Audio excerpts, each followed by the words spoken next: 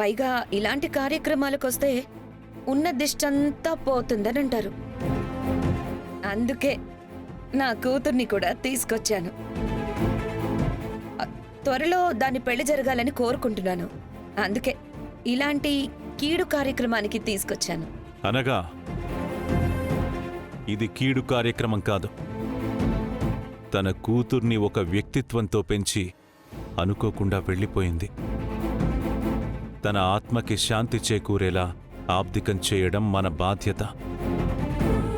అయినా పనేమీ లేనట్టు ఇంత తొందరగా రాకపోతే పూజ అయిపోయాక వచ్చి భోజనం చేసుకోవచ్చు కదా. మాకు తినడానికి గతిలేక కాదు, ఇది మా ఇంటి కార్యక్రమం అనుకొని వచ్చాం. మనస్ఫూర్తిగా అనుకుంటే మాకు కూడా సంతోషమే. ఈవిడ దిష్టి పోతుందని వచ్చిందో దిష్టి పెట్టడానికి వచ్చిందో ఏమీ అర్థం కావడం లేదు. ఏం జరుగుతుందో చూద్దాం.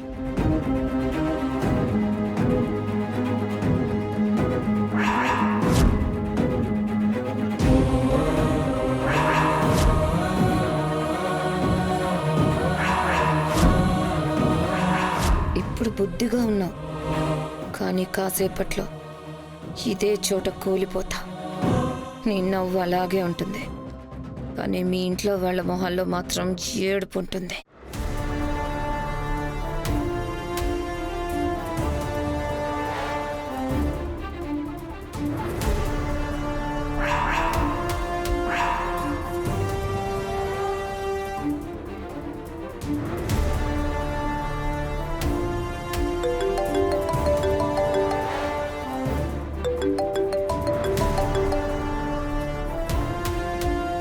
చెప్పండి సార్. ఏరా, ఎంతవరకు వచ్చింది పని? ఇక్కడ ఏర్పాట్లు జరుగుతున్నాయి సార్. పూజ మొదలైంది. మంచి టైం చూసుకుని పని ముగించేస్తాం సార్. ఒక్క తప్పు కూడా జరగకూడదు. అనగాదేవి గురించి మీకు పూర్తిగా తెలీదు. చాలా కేర్ఫుల్గా ఉండండి. No problem sir.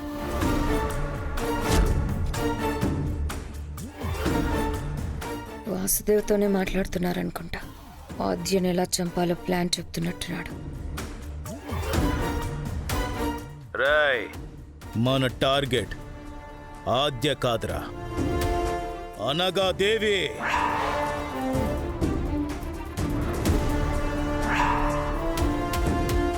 ఏంటి సార్? రాయ్, మనం ఆద్యాన్ని చంపితే మనకి నజరాన మాత్రమే వస్తుంది.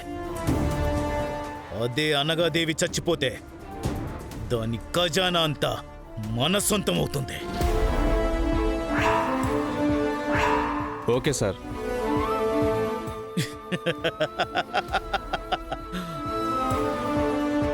అనగాదేవి, నేను 10కో 12కో మనుషుల్ని చంపుతాననుకున్నావు కదూ? నేను తీసే ప్రాణం విలువ కనీసం 100 కోట్లైనా ఉండాలి. అందుకే నువ్వు చెప్పిన టార్గెట్ కాకుండా నాకు నచ్చిన టార్గెట్ ఇచ్చిన మా వాళ్ళకే, అది కూడా ఇప్పుడే ఇక్కడే ఎందుకు స్పాట్ పెట్టానో తెలుసా?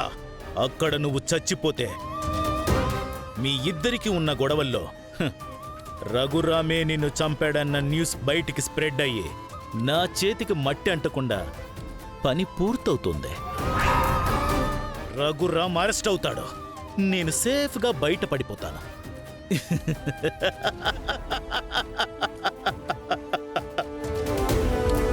రాజకీయంలో చక్రం తిప్పాలనుకుంటున్న వాడిని నేను.